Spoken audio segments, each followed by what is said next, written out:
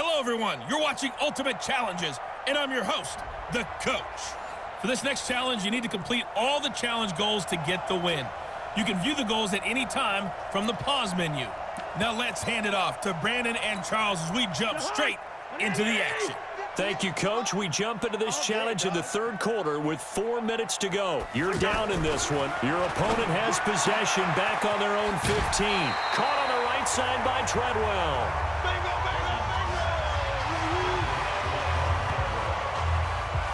I know many people like to throw to the tight end, maybe in a little flexed out position because he creates mismatches with his size. But slot receivers do the same thing with their quickness, their speed, and their route running savvy.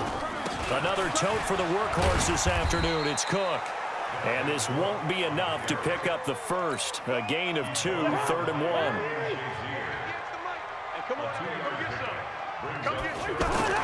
They go play action. Cousins.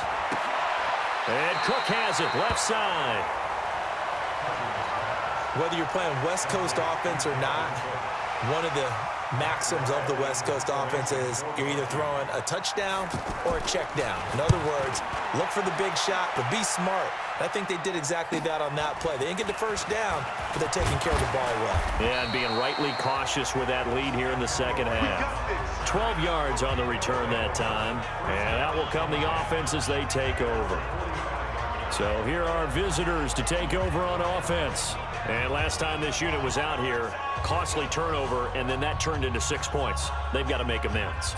And how many times have we sat in meetings with coaches and they use the term complementary football? Offense take care of the defense, defense take care of the offense. That didn't happen on the last possession.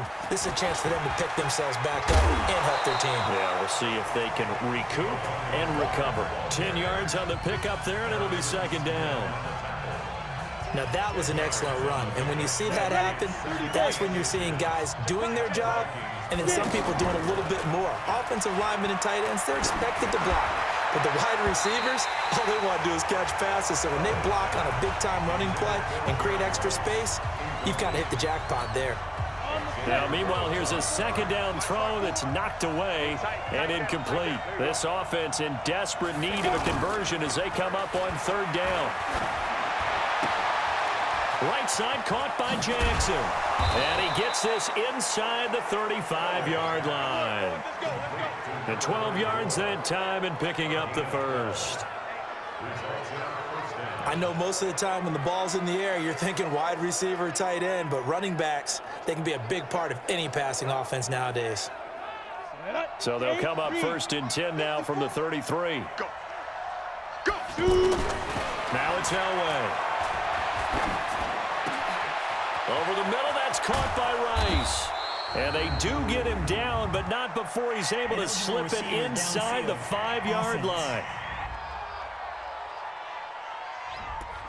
And those linemen, of course, can't be more than a yard downfield when a pass is thrown, and they might have been able to call that on a couple of guys there. Off the play fake, Elway. Oh, he's able to outmuscle him here as he pulls it in. And he's brought down, but not before he reaches the 8-yard line. That one goes for 30 yards. The chain gang hustling to catch up. Here's 1st and goal from just inside the 10. They run on first down with Jackson. And he will fight his way into the end zone for a touchdown. An 8-yard touchdown run as his guys are back within a single score. That's just a solid, methodical drive to start this game. And how about how it culminated? Doing exactly what they wanted to do, getting the ball downfield, and then running it into the end zone. I'm just telling you, partner, when you run it in rather than throw it in, that hurts the defense psychologically a heck of a lot more. The offense going to stay on the field as they will line up and go for 2. And he's got it. So the try for 2 successful. And with it, they're back within a field goal. Well, I guess the coach looked at the 2-point cheat sheet, said go for it, get it to a 3-point game, and they did it. Yeah, and sometimes you just throw out time of game. You don't worry about that. There's just a feel sometimes in making that call, and he felt good about what he had for a 2-point conversion, and now they're only down 3 and feeling great about themselves. This fielded at the 2. And he'll make it across the 20 as his guys will set up shop at the 23-yard line. Kirk Cousins now gearing up to lead this offense back out there. He's been pretty solid, pretty consistent, just the one touchdown pass, but I think he's managed the game well, no? I would agree with you, and that's what you're looking for out of your field leader, making sure that you're playing well and not making any big mistakes. Oftentimes, that's how you're judged. And the pressure too much that time as Cousins goes down. Draymond Jones, he's the one that got home and takes him down for a loss of 9. Now, this will probably be the last play of the quarter.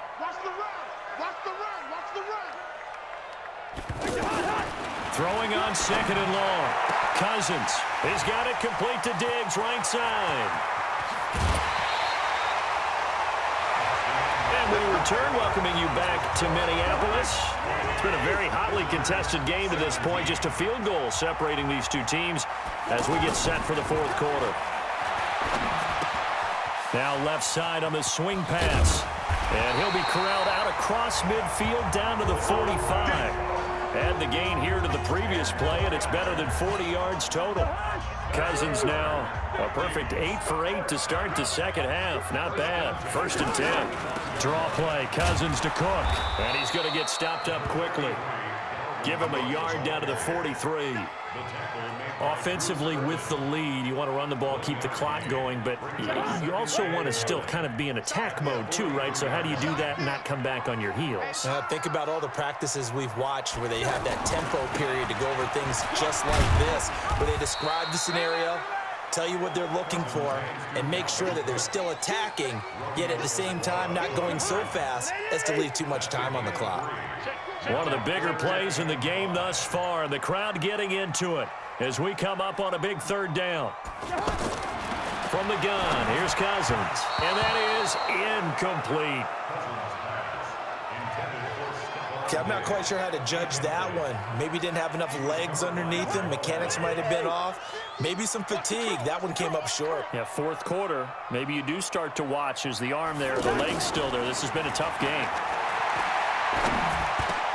It's caught by Treadwell.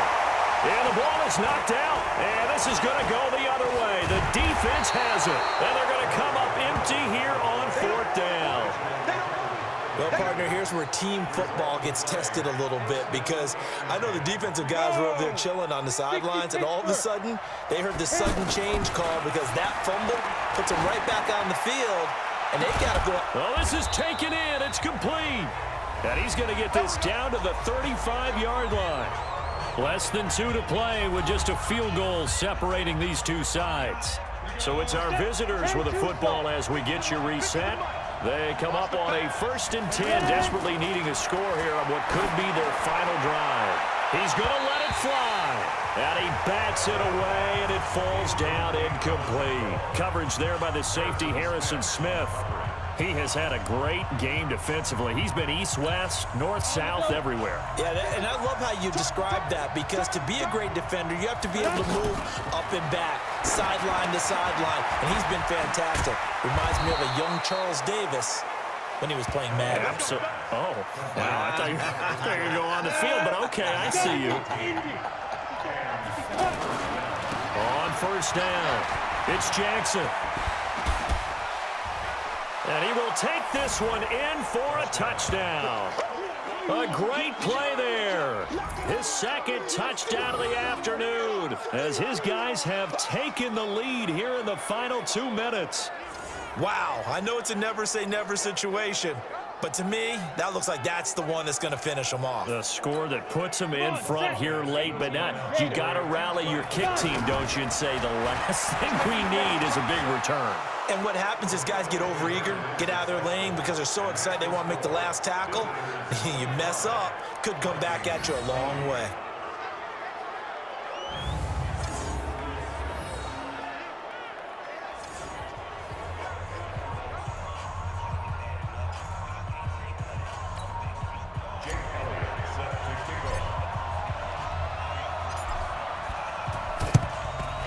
Vikings able to recover. The hands team does its job. Well, 4th quarter, they felt like they needed the football back. Unfortunately, they couldn't get it. And I know we've brought analytics into the game, and someone has said here that the data says that when a team's expecting an onside kick, 80% of the time, the team expecting it, they do actually recover the ball, which is what we saw here. I just wonder if that number is much more of an anecdotal type of a number. Kind of like when the coaches tell us, well, when you score on special teams, 93% of the time you win the game. I'm still waiting to see that number is empirical. Cousins trying to get his guys up to the line of scrimmage quickly.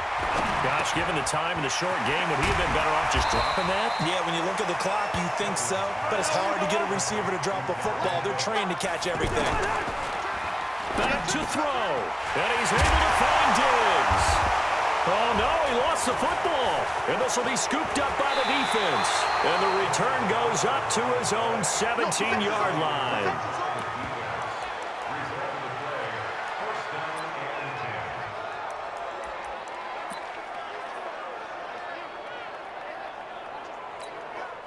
The offense back out there at the line, ready for their next drive.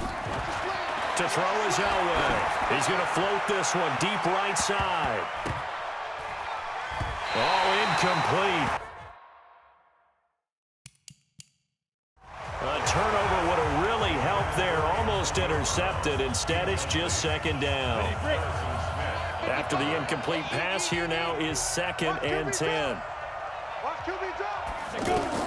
Elway to throw. He's going to float this one deep right side. And that's caught inside the 35. And he takes it in for the score on the game's final play, so it doesn't affect the outcome, but a little whipped cream on top to their ending. Or as our friends in Bayou Country would say, that's a little lagniappe, a little extra on top.